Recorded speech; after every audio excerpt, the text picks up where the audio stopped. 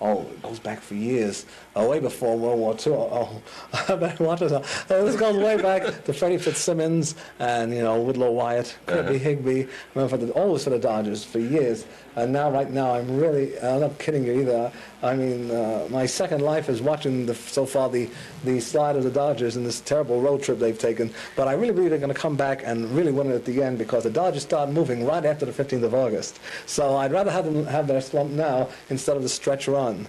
Why is it you're a Los Angeles Dodgers fan, but when it comes to hockey, you support the Toronto Maple Leafs? Well, I was rooting for the Leafs going way back to about the time of the Dodgers. See, I needed something to keep me occupied in the winter after the Dodgers were out of the series, winning the series. I mean, and of course, hockey was the thing that kept me alive from the fall to the spring again, and it was a year-round occupation. I picked the Leafs, frankly, because the name Maple Leaf sounded closer to nature, and besides, they were in 5th place at the time when I picked them, and I didn't want to go with the top team. So I wanted to start from the bottom, the same with the Dodgers. I remember they had Louis Olmo and Border Gray and Dixie Walker and Augie Galland. So it really goes back a while. And they had their problems, but DeRocha pulled them through to a pennant in '41, and then again... well, you really follow them close, don't you? Oh, see, I'm not kidding anyone. I can't describe what the Dodgers and Leafs have meant to me in sports. I mean, it's not only on the field where it's important. Well, even on the stage tonight I was playing baseball, mentally, with the whole stage, with the whole audience. See, it's hard for me to explain exactly in an hour or 10 hours how baseball affects every single thing I do, or hockey. For instance, let's say if a song is not going right, you see, I may be in a tight clutch, I have to go to my dugout. You see, I've got to pick out surprises.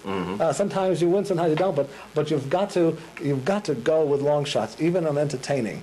Now, you actually started out as a gimmick, didn't you, with your falsetto voice, and now you're turning serious, singing the old songs. Oh, no, I'll never drop the falsetto. It's a part of me. And believe it or not, I never started out with this as a gimmick. I believe, no, this is a lot of people, you know, because I haven't got enough time to talk to them, except, you know, my friends back home who know me. But I never started out with this high voice. This came to me one day in 1950. It was something of a new revelation. I never knew that I had a higher top register. And one day I heard Rudy Vallée sing. And I said, gee, look how high he hits those notes in 1929 when he really could sing. He's so great then. And I said, he does it so easy. I wonder if I could do it. And I tried pitching my voice up there, and I found that I did it without feeling I was imitating him or not. And I found that I had a higher register, like someone is looking, you know, for gold in a lost valley and comes upon it. No, I consider this a gift of the Lord, an undisclosed gift, which a good Lord, thank God the Christ, showed me. Also, so when I found this, I did use it in amateur shows where there were a lot of good singers to break the boredom. Let's say, let's say 5 or 6 singers would come up in the same amateur bill and sing, you know, the same song. So I came in there with that high voice, so it cut down, you know, the thing, and it sort of went over.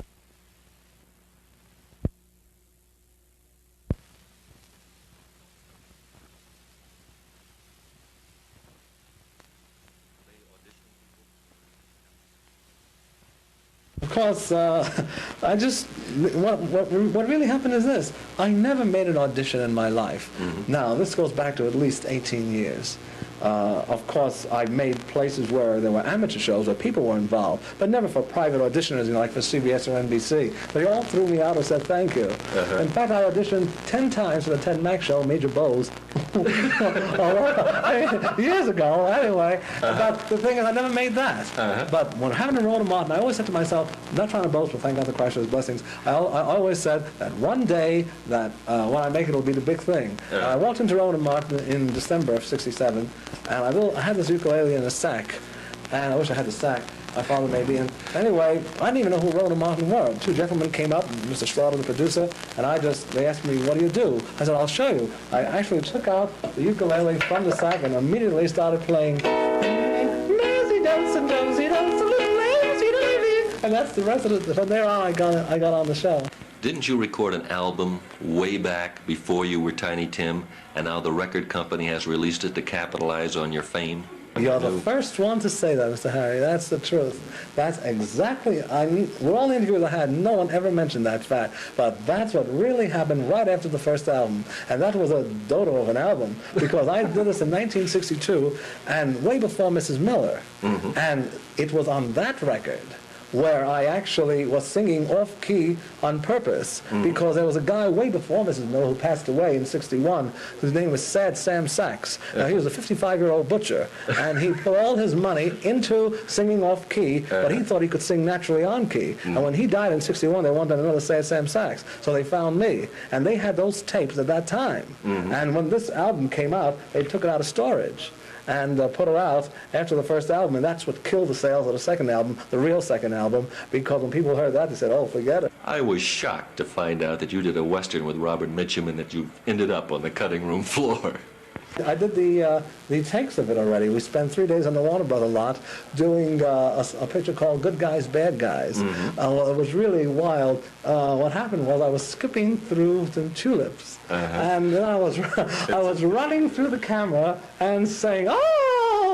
And Mr. Mitchum, who's in the picture, I mean, see, they wanted to revamp the picture, and he didn't know about this. So one day they called him into the screening room and they said, we got a surprise for you. We revamped the picture. He said, oh, really? So Mr. Mitchum looked on the screen and he said, no, forget it. Cut that out.